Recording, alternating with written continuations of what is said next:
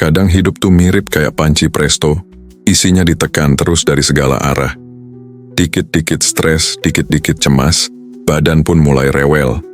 Nah, kalau udah begitu, hal kecil kayak gorengan 2 biji atau mie instan malam-malam itu bisa jadi pemicu bencana besar. Gimana nggak LH Wong jeroan goreng bisa bikin pembuluh darah protes keras? Tahu-tahu stroke. Ya stroke, bukan cuma istilah medis tapi kenyataan pahit yang bisa datang mendadak kayak tamu nggak diundang tengah malam. Nggak pakai permisi, langsung datang dan bisa merampas banyak hal dalam hidup. Mulai dari tenaga, kemandirian, sampai kemampuan ngobrol sama cucu tercinta. Dan parahnya, banyak dari kita yang masih nganggap remeh. Ah, cuman makanan kok, aku kan sehat-sehat aja. Padahal, tubuh di usia kita tuh bukan kayak motor baru lagi. Udah harus sering diservis, nggak bisa asal isi bensin doang. Makan sembarangan, salah-salah bisa bikin mesin mogok, permanen. Ada wejangan kuno dari tanah Bugis yang bilang, Mapoji na maneng, reso tem makaresi. Artinya, kehati-hatian itu kekuatan, bukan kelemahan. Nah, kehati-hatian itu harus dimulai dari apa yang kita masukin ke mulut. Jangan salah, stroke itu bukan penyakit orang kota doang. Di desa juga banyak, bukan karena kutukan, tapi karena pola hidup dan pola makan yang nggak dikendalikan. Nah, di video ini, kita akan ngobrol bareng soal 5 jenis makanan yang tampaknya sepele, murah meriah, bahkan enak banget di lidah, tapi bisa jadi bom waktu buat pembuluh darah kita. Bisa picu stroke tanpa ampun. Dan yang bikin ngeri, kita sering banget makan itu tiap hari, bahkan tanpa sadar. Saya nggak datang buat nakut-nakutin. Saya hadir di sini kayak cucu yang sayang sama kakek dan neneknya. Yang cuma mau bilang, tolong jaga badan ya. Aku masih pengen dengar cerita masa mudamu sambil minum teh sore-sore. Kita tahu, umur di tangan Tuhan. Tapi menjaga kesehatan itu kewajiban kita. Jangan sampai kita ngeluh soal sakit, tapi diam-diam masih peluk erat makanan yang jadi musuh dalam selimut. Di usia sekarang, kita butuh teman yang jujur, yang ngomong apa adanya, bukan yang manis di lidah tapi beracun di badan. Dan saya harap video ini bisa jadi teman itu. Jadi, yuk kita bahas sama-sama. Apa aja makanan yang bisa bikin badan kita mogok, bikin aliran darah jadi mampet kayak selokan musim hujan, dan akhirnya nyeret kita ke kondisi yang tidak kita harapkan. Kita bahas bareng dengan santai, dengan jujur, dan dengan kasih sayang. Karena, seperti kata pepatah Jawa, urip iku kudu eling lan waspada. Hidup itu harus ingat dan hati-hati, termasuk saat memilih makanan. Dan jangan khawatir, saya nggak akan sekadar bilang jangan makan ini. Kita akan bahas kenapa, bagaimana cara gantinya, dan apa yang bisa dilakukan biar tetap bisa makan enak, tapi nggak berujung stroke. Siapkan teh hangat, duduk yang nyaman, dan mari kita ngobrol bareng. Bukan sekadar soal makanan, tapi soal hidup yang masih ingin kita nikmati, tanpa takut akan hari esok. Stroke itu bukan penyakit yang datang tanpa aba-aba. Dia datang pelan-pelan, nyamar, diam-diam lewat makanan yang kita anggap biasa. Lewat sarapan pagi yang kita kira menyehatkan, lewat cemilan sore yang katanya enggak apa-apalah sekali-sekali. Padahal, tiap hari kita mengizinkan dia masuk lewat piring kita. Dan ujungnya, kita sendiri yang menuai akibatnya. Sekarang mari kita buka mata lebar-lebar. Fakta pertama, sebagian besar kasus stroke terjadi bukan karena kecelakaan atau kutukan dari langit, tapi karena pola makan yang keliru.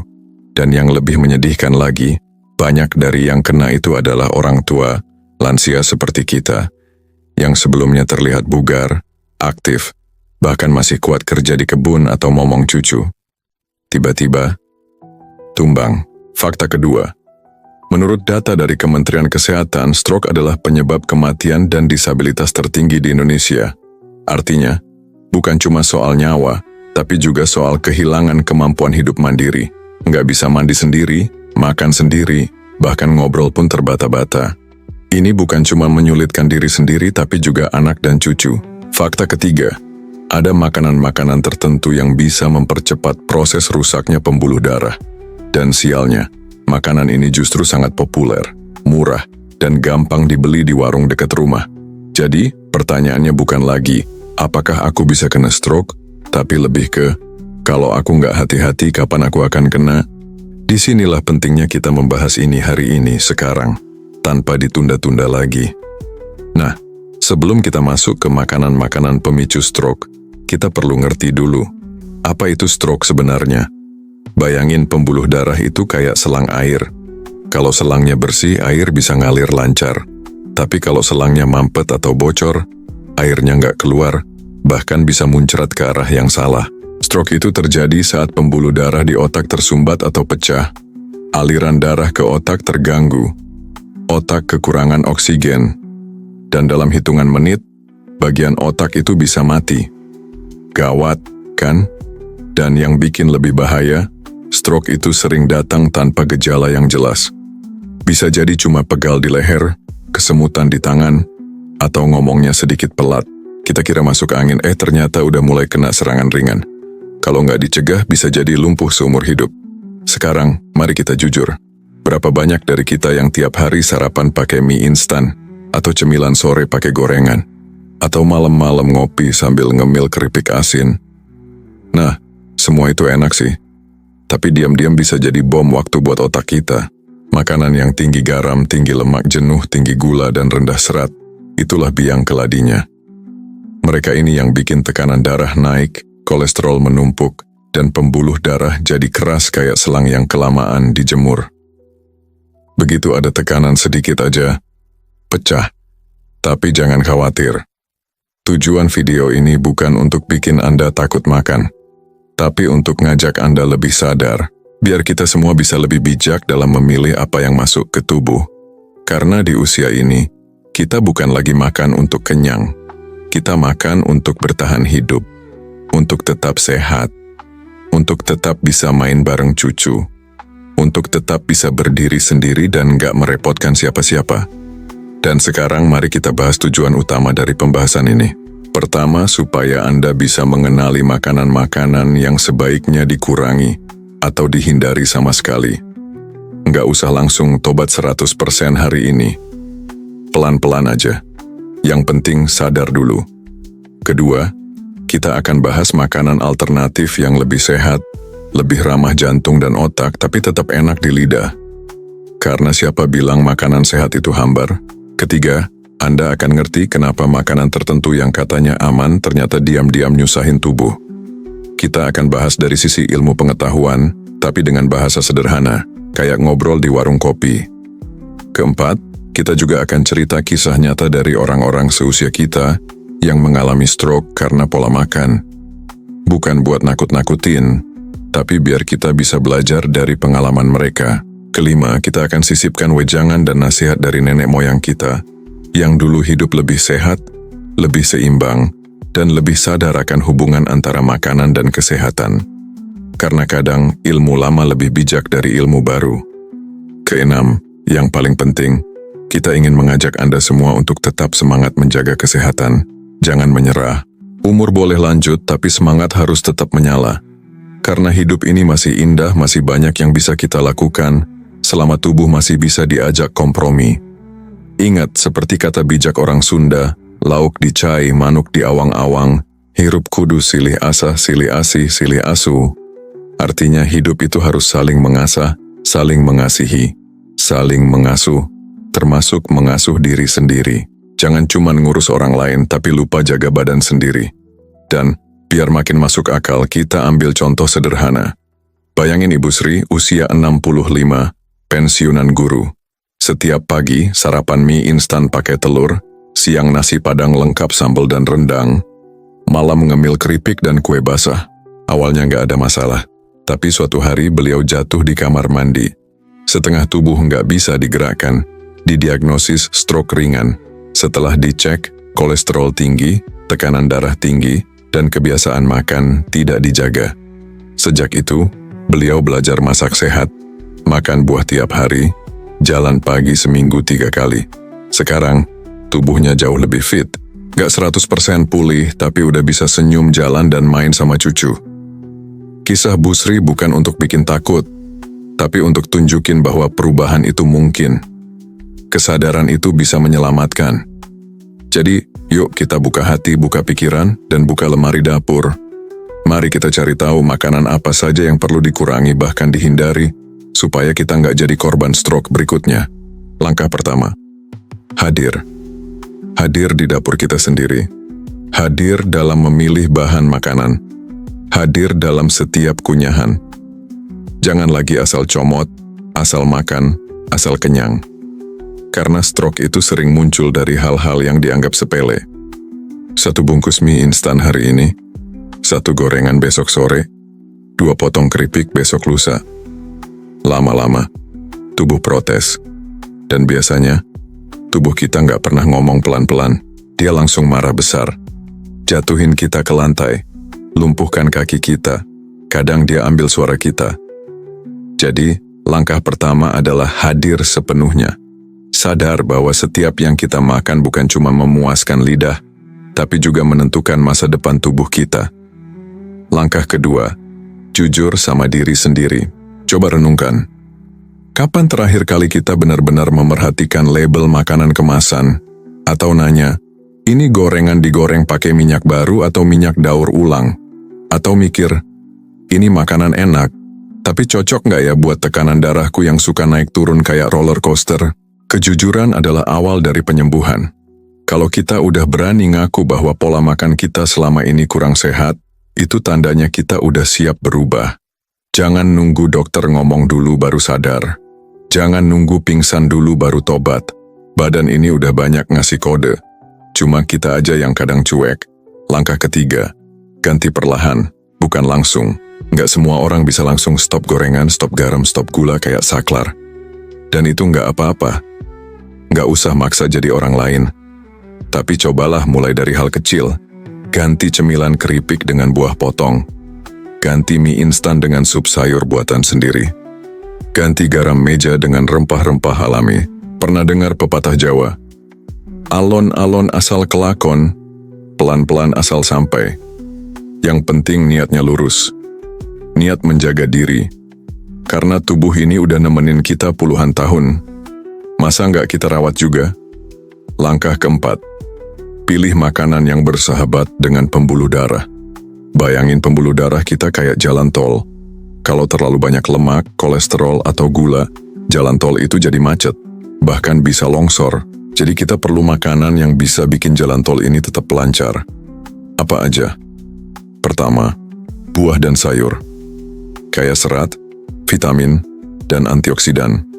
Mereka ini kayak petugas bersih-bersih jalan tol, bantu angkut lemak-lemak sisa, bantu perbaiki jalan yang retak. Kedua, ikan-ikanan, apalagi yang dari laut. Mereka mengandung lemak baik yang bisa melindungi jantung dan otak. Tapi ingat, jangan digoreng ya. Kukus atau panggang jauh lebih aman. Ketiga, kacang-kacangan dan biji-bijian. Mereka kecil, tapi kuat. Kaya serat, protein nabati, dan bisa bantu jaga tekanan darah tetap stabil. Langkah kelima, jaga mulut, jaga lidah. Kadang, kita tergoda karena lidah. Bukan karena lapar, tapi karena pengen. Dan pengennya itu biasanya makanan asin, gurih, atau manis. Nah, ini jebakan. Mulai sekarang coba sesekali tanya ke diri sendiri sebelum makan. Ini makanan buat kenyang atau buat cari hiburan? Kalau jawabannya hiburan, mungkin lebih baik diganti dengan ngobrol bareng teman, dengerin musik, atau jalan santai sore hari. Lidah itu bisa dilatih. Kalau kita biasakan makan makanan yang lebih alami, tanpa banyak bumbu buatan, lama-lama lidah akan terbiasa. Dan percaya deh, nanti malah nggak enak kalau makan yang terlalu asin atau terlalu manis. Langkah keenam, buat dapur jadi tempat penyembuhan. Dapur bukan cuma tempat masak, tapi juga tempat untuk menyelamatkan nyawa. Karena apa yang kita masak di sana akan menentukan apakah kita bisa terus berdiri atau harus berbaring lama di ranjang rumah sakit. Coba buat jadwal mingguan. Hari ini masak sayur bening, besok tumis tahu, lusa bikin pepes ikan. Ganti-ganti menu supaya nggak bosen, dan ajak anak atau cucu ikut bantu di dapur. Selain sehat, juga jadi momen yang membahagiakan. Langkah ketujuh, berani bilang tidak. Kalau ada yang ngajak makan di luar dan menunya serba gorengan, berani bilang, maaf, aku lagi jaga pola makan. Jangan malu, jangan takut dibilang sok sehat. Karena yang tahu kondisi tubuh kita ya kita sendiri. Nggak ada orang lain yang bisa gantiin kita kalau tiba-tiba tubuh ini tumbang. Langkah ke-8, bergerak, bukan cuman makan sehat. Makanan sehat itu pondasi. Tapi tanpa gerak tubuh tetap lemah. Cobalah jalan pagi, senam ringan, atau nyapu halaman sambil nyanyi-nyanyi kecil. Yang penting gerak.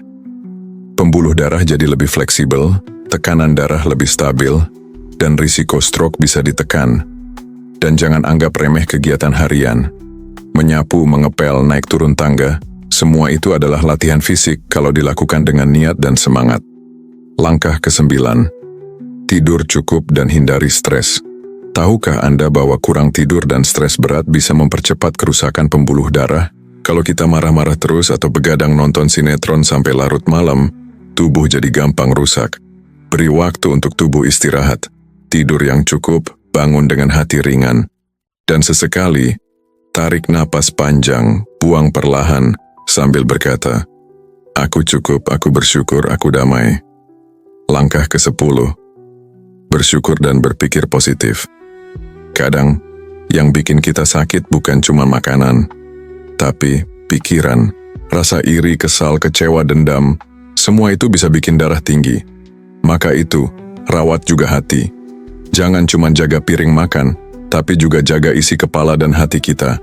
Mulai hari ini, coba tulis satu hal yang bisa disyukuri tiap malam sebelum tidur. Bisa hal kecil, seperti, hari ini aku bisa jalan ke warung tanpa pegal. Atau, tadi siang cucu datang dan peluk aku. Dengan bersyukur, tubuh ikut rileks, dan stroke pun menjauh. Ingat wejangan dari orang tua Bugis. Lebih baik makan nasi dengan garam sambil tertawa, daripada makan daging sambil menangis. Artinya suasana hati lebih penting dari menu makan. Tapi kalau bisa, ya dua-duanya. Hati bahagia, makanan pun sehat. 10 langkah ini bukan aturan kaku. Bukan juga resep ajaib, tapi ini adalah prinsip hidup. Cara sederhana untuk menjaga tubuh di usia lanjut tetap kuat, tetap waras, tetap bisa tertawa. Karena siapa bilang usia tua itu akhir segalanya? Justru ini saatnya kita menuai. Tapi kalau tanah tubuh ini rusak, apa yang bisa dipanen? Yuk, mulai dari sekarang.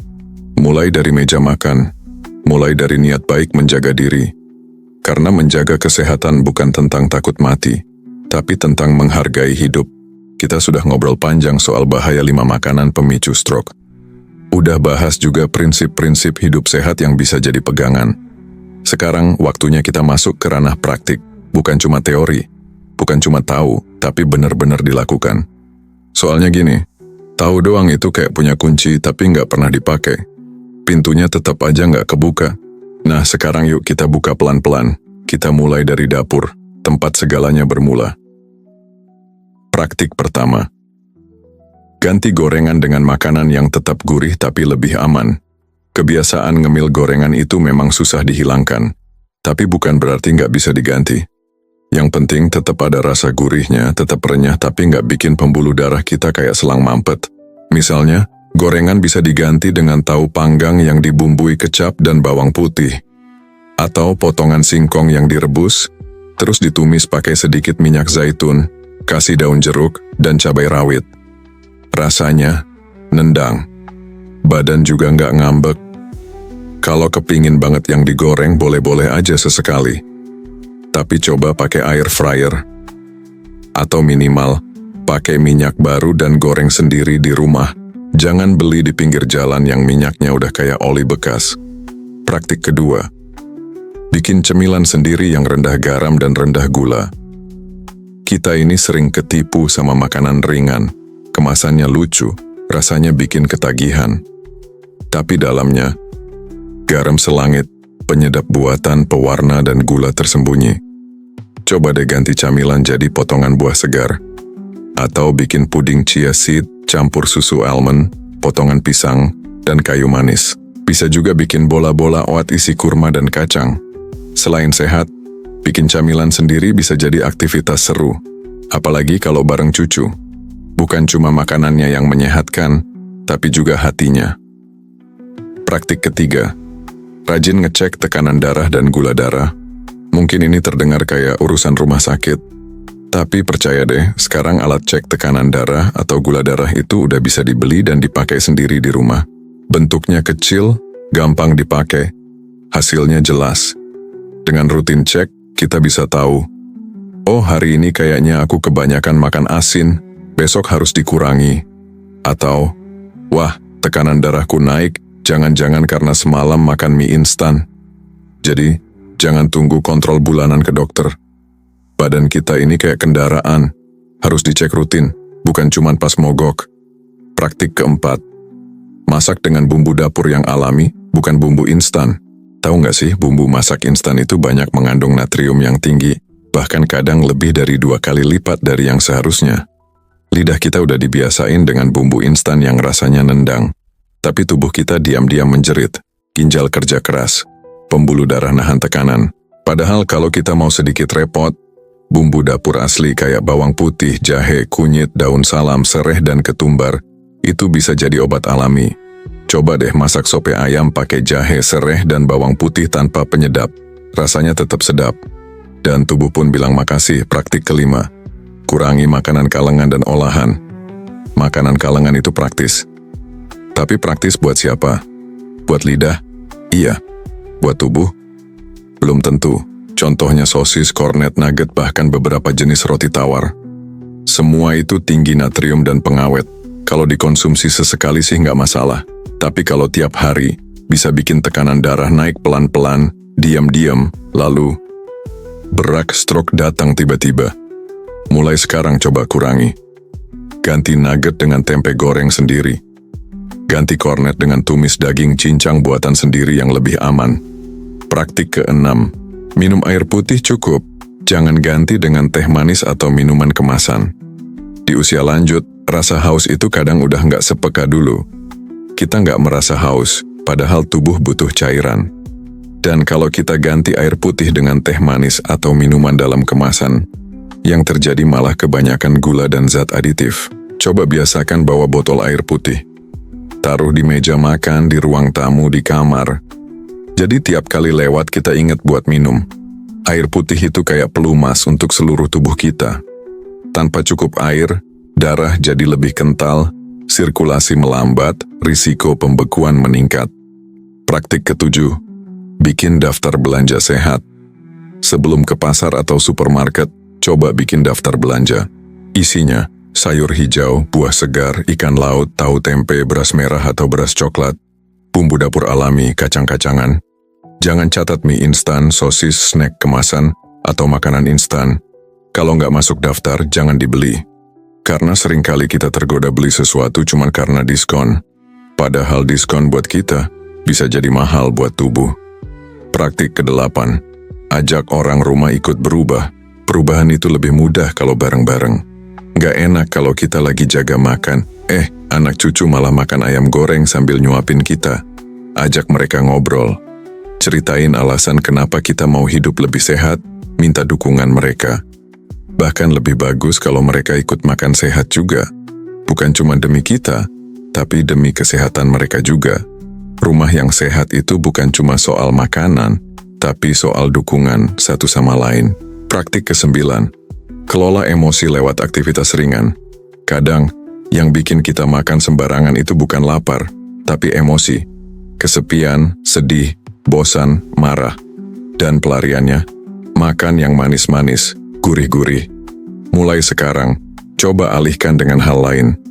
Berkebun, melukis, nonton film komedi, telepon teman lama, tulis diari. Bahkan, sekadar menyapu halaman sambil nyanyi, itu bisa bantu redam emosi. Makan itu bukan pelarian. Makan itu bentuk penghormatan pada tubuh. Praktik ke-10, evaluasi mingguan dan kasih penghargaan untuk diri sendiri. Setiap akhir pekan, coba duduk sebentar. Renungkan, apa saja yang udah aku makan minggu ini? Apa aku udah minum cukup air? Apa aku makan gorengan? Apa aku berhasil nolak mie instan? Dan kalau kamu berhasil kasih hadiah kecil buat diri sendiri, bukan dalam bentuk makanan ya, tapi mungkin beli sandal baru, pijat refleksi, atau nonton bareng cucu.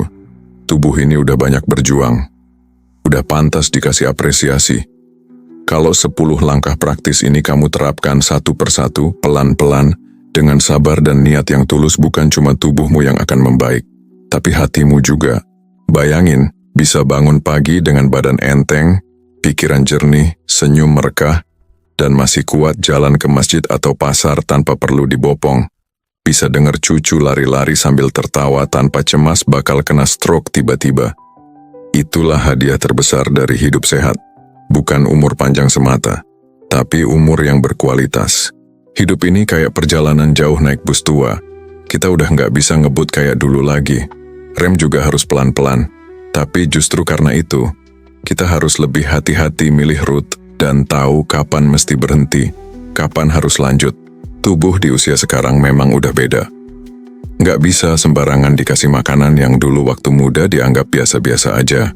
Dulu makan mie instan 2 bungkus sambil nonton film India, besoknya masih bisa lari pagi.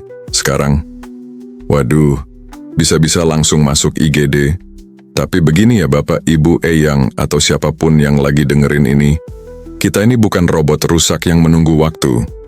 Kita ini manusia, makhluk yang diberi kehormatan buat terus belajar dan berubah sampai napas terakhir. 5 makanan yang tadi kita bahas bukan musuh. Mereka itu seperti teman lama yang harus kita batasi kunjungannya.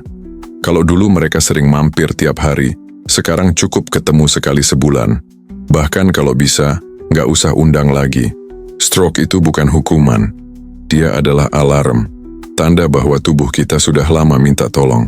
Dan sekarang dengan tahu pemicunya, kita punya kesempatan buat meredam ledakannya.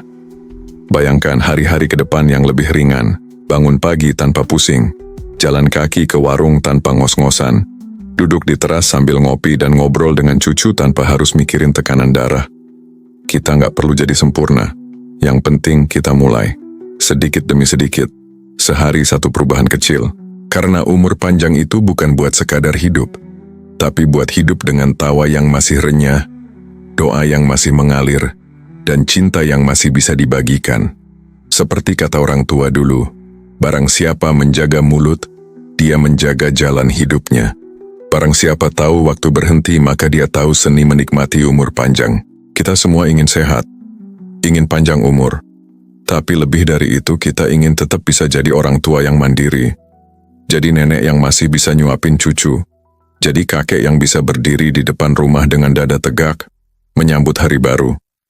Aku tahu kita semua masih ingin itu. Masih pengen ngerasain senangnya ikut arisan RT. Masih ingin ikut jalan santai bareng tetangga. Masih ingin peluk cucu erat-erat sambil bisikin, hidup itu indah nak, kalau kita bisa jaga badan. Jadi mulai sekarang, mari kita lindungi tubuh kita. Mari kita jaga makanan yang masuk. Bukan karena takut, tapi karena sayang. Sayang sama diri sendiri. Sayang sama keluarga. Sayang sama hidup yang masih bisa kita syukuri. Kalau kamu merasa video ini bermanfaat, jangan lupa kasih jempolnya. Boleh juga dibagikan ke grup keluarga, teman-teman pengajian, atau siapapun yang kamu sayangi. Supaya kita semua bisa bareng-bareng hidup sehat dan bahagia sampai tua. Dan jangan lupa ya, subscribe channel ini. Yayasan Darbe Berbagi Nusantara. Karena di sini, kita nggak cuma ngobrol soal umur panjang, kita belajar hidup lebih bermakna bersama-sama. Terima kasih udah dengerin sampai akhir. Sampai jumpa di video berikutnya. Tetap sehat, tetap semangat, dan tetap tersenyum.